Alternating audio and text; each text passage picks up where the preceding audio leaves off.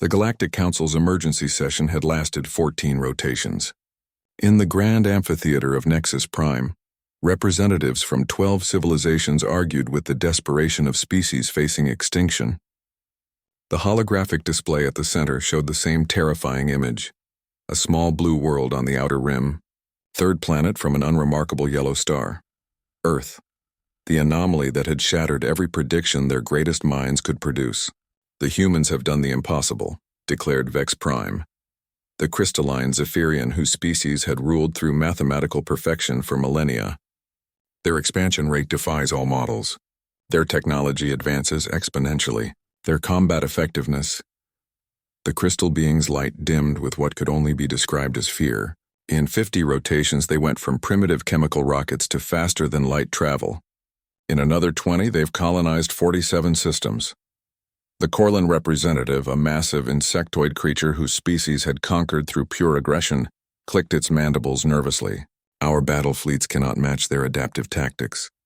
They learn from every engagement. They turn our own strategies against us within cycles.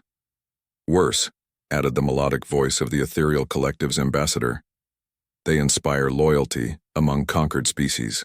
Our subject worlds defect to join them willingly. They call it liberation." High Chancellor Morthek, ancient ruler of the Council, raised his 6 arms for silence. His species, the Dominators, had held galactic power for 10,000 years through a simple principle: overwhelming force. Yet even they had retreated from human space. "The situation is unprecedented," Morthek's voice resonated through the chamber. "No species in galactic history has posed such a threat to the established order. We have one option remaining." A hush fell over the assembly. Everyone knew what he meant. "We summon Korthaz the Destroyer." 3 days later, the legendary warrior stood before the council. Korthaz was a living weapon, the product of genetic engineering and cybernetic enhancement spanning millennia. His species, the Valdorians, had been bred for one purpose: absolute warfare. Standing 3 meters tall, covered in biometallic armor that had never been penetrated, he had single-handedly ended 17 planetary rebellions. "The mission parameters are simple," Morthek explained as holographic data streams flowed around Korthaz's neural interfaces. "Infiltrate human space. Eliminate their leadership. Destroy their expansion capability. You have unlimited resources and full council authorization." Korthaz's response was typical of his kind: efficient and brutal. "Acknowledged. Time frame? 10 rotations. The humans are currently negotiating with the Alathian Federation for mining rights in the Kepler sector. Stop them, by any means necessary." The human delegation's ship was unremarkable by galactic standards, a converted cargo hauler with jury-rigged diplomatic compartments. Korthaz infiltrated easily, his stealth systems rendering him invisible to their primitive sensors. According to intelligence reports, the delegation was led by Ambassador Sarah Chen, a former military officer whose strategic mind had orchestrated humanity's most successful expansion campaigns. The perfect target. Korthaz found her in the ship's observation lounge alone, staring out at the stars. She was smaller than expected, most humans were, with graying hair and laugh lines around her eyes. She wore a simple blue uniform bearing Earth's insignia, a small blue marble suspended in black space. This was the architect of galactic chaos? This fragile-looking creature? "Beautiful, isn't it?"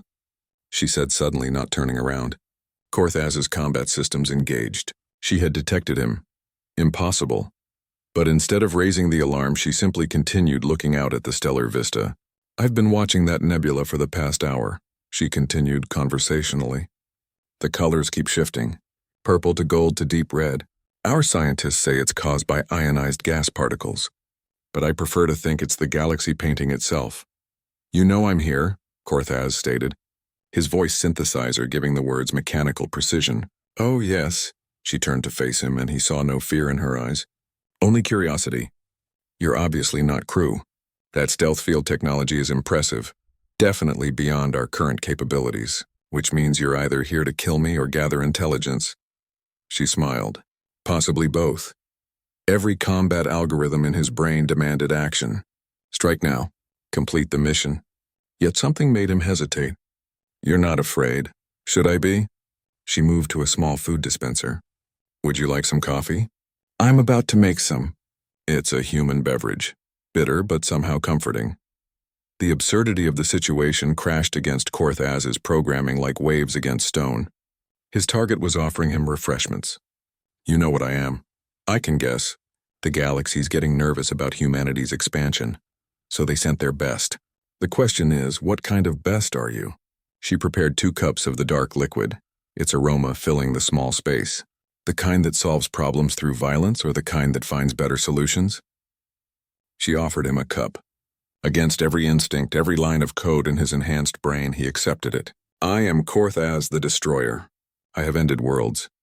And I'm Sarah Chen from Portland, Oregon. I used to teach high school history. She sipped her coffee. Funny how titles don't tell you much about a person, do they? For 3 hours they talked.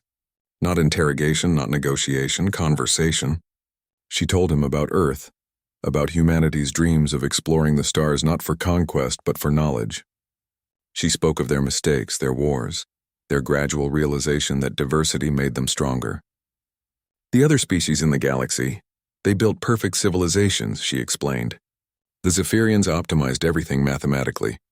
The Corlans achieved pure military efficiency. The Dominators created flawless hierarchy. But perfection has a weakness, which is, it can't adapt. It can't grow. It can't love imperfect things and make them better. She looked out at the nebula again. Humans are beautifully, chaotically imperfect. We make mistakes, learn from them, and try again. We see a species that the galaxy has written off as primitive, and we see potential. We see friends we haven't met yet. Korthaz found his combat systems powering down, replaced by thoughts he'd never experienced. The Council believes humanity is a threat to galactic stability. Maybe we are, she admitted. But not in the way they think. We threaten their certainty that things have to be the way they've always been. She stood up, extending her hand in the human gesture of friendship.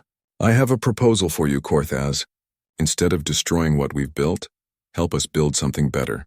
The galaxy doesn't need another destroyer. It needs bridges between worlds, between species, between old ways and new possibilities. He stared at her outstretched hand. In his palm, the coffee cup had grown warm. Not from any external heat, but from something else. Something his creators had never programmed into him, but somehow existed anyway. Hope. 10 days later, the Galactic Council reconvened an emergency session. The holographic display now showed something unprecedented. Korthaz the Destroyer standing beside Ambassador Chen at the signing of the Kepler Accords. The most comprehensive interspecies cooperation agreement in galactic history. Status report, Morthek demanded when the legendary warrior appeared before them. Mission parameters have been updated, Korthaz replied. The human threat has been neutralized through superior strategic thinking. Explain. Instead of destroying their expansion, I have joined it. Instead of eliminating their leadership, I have learned from it. The humans were right. The galaxy is vast enough for all of us to grow together. The council erupted in outrage, but Korthaz continued calmly. I remain the galaxy's greatest warrior, but I have discovered that the greatest victory is not destroying your enemy. It is turning them into your friend. High Chancellor Morthek's voice thundered through the chamber. You have betrayed everything you were created for. No, Korthaz replied, and for the first time in his existence he smiled. I have become everything I was meant to be. The holographic display shifted to show the Kepler sector, where human and alien crews worked side by side, building not weapons of war but stations of learning, hospitals that treated all species, and ships designed for exploration rather than conquest. The galaxy had sent its best warrior to stop humanity's expansion. Instead, humanity had taught him that the best warriors fight for connection, not conquest. They had won not through superior firepower or cunning strategy, but through the simple revolutionary act of treating their enemy as a potential friend. And in doing so, they had changed not just one warrior, but the course of galactic history itself.